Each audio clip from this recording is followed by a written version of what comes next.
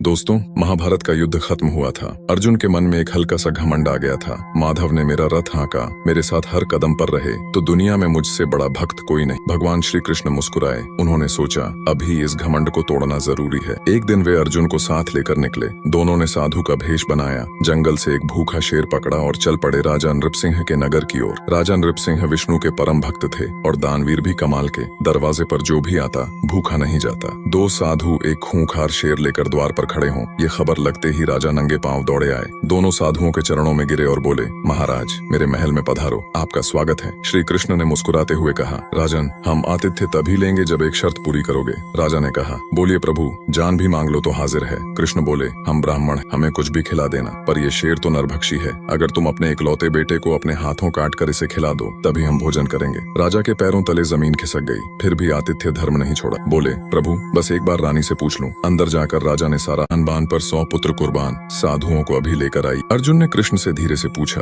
माधव, ये क्या तमाशा है? कृष्ण बोले, चुपचाप देखते रहो। राजा ने दोनों साधुओं को महल में बिठाया, 56 भोग परोसा। अर्जुन का निवाला गले से नहीं उतर रहा था। फिर राजा रानी ने खुद आरी उठाई। उनका इकलौता बेटा, 4 साल का अनुज, माँ बाप को देखकर हंसते हुए आया। बोला, पिताजी, आप जो कहोगे वही होगा। उसने उफ तक नहीं की। राजा रानी ने अपने हाथों से बच्चे को 2 टुकड़े किया और शेर ने खाना शुरू किया। रानी ने जब आधा शरीर बचा देखा तो एक बूंद आंसू आंख से निकल गया। बस इतना देखकर श्री कृष्ण रुष्ट हो गए। बोले, राजन, आधा शरीर बचा कैसे? हमारा आतिथ्य अधूरा रहा। कहकर उठ खड़े हुए। राजा रानी पैरों पर गिर पड़े। प्रभु, हमें छोड़कर मत जाइए। अब अर्जुन को सब समझ आ गया। वो खुद कृष्ण के चरणों में गिर पड़ा और रोने लगा। प्रभु, मेरा घमंड तोड़ने के लिए आपने भक्त का इतना कठोर इम्तिहान लिया। मुझे माफ कर दो और इनका कल्याण करो। कृष्ण मुस्कुराए। रानी से बोले, अपने बेटे को पुकारो। रानी सोचने लगी, बच्चा तो मर चुका, फिर भी आवाज लगाई, अनुज बेटा। अगले ही पल चमत्कार हो गया। जिस बच्चे का शरीर शेर खा चुका था